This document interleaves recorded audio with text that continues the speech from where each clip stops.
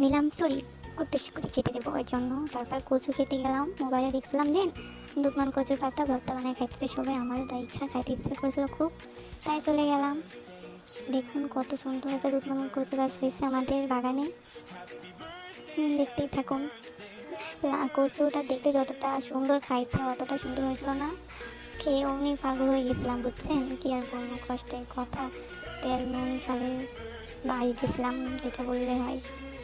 সুন্দর করে মনে শিখাতে যাচ্ছিলাম। এই দেখুন আমাদের গাছের ফুল, কত সুন্দর ফুল ধরেছে দেখছেন।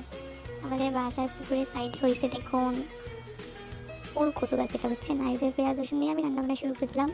ডাল রান্না করবো আজকে আমরা দিয়ে। এই যে আমি ঝাল টাল দিলাম। তারপর হইতেছে, দেখতে থাকুন আপনারা। আল্লাহ আল্লাহ আল্লাহ আল্লাহ। ও তারপর হয়েছে কি, মুরগির মাংস নিয়ে চলে গেছি। মাছের বদলে আমি মাছ নেবো, দিন মুরগির মাংস নিয়ে গেছি। পরে হয়েছে যে দেখুন আবার মাছ নিলাম, মুরগির মাংস রাইখা আমাদের নেও। এইটা হচ্ছে আমাদের গাছের, সব কিছু আমাদের গাছের। আচ্ছা, কারো লাগলে অবশ্যই জানাবেন বুঝছেন, কারো যদি লাগে অবশ্যই জানাবেন, আমি আপনাদের বাসায় পাঠিয়ে দিব।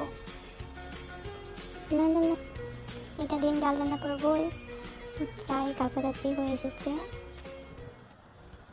না না না, যে না না না না না না না না না না। দেখুন দেখুন শুরু করে দিয়েছি রান্নাবান্না, কিন্তু আপনাদের পুরোটাই দেখাতে পারবো না, কারণ নতুন তো অনেক প্রবলেম হয়েছে, ফোন পেয়ে যাই কত সমস্যা ভাই, এত যে প্রবলেম।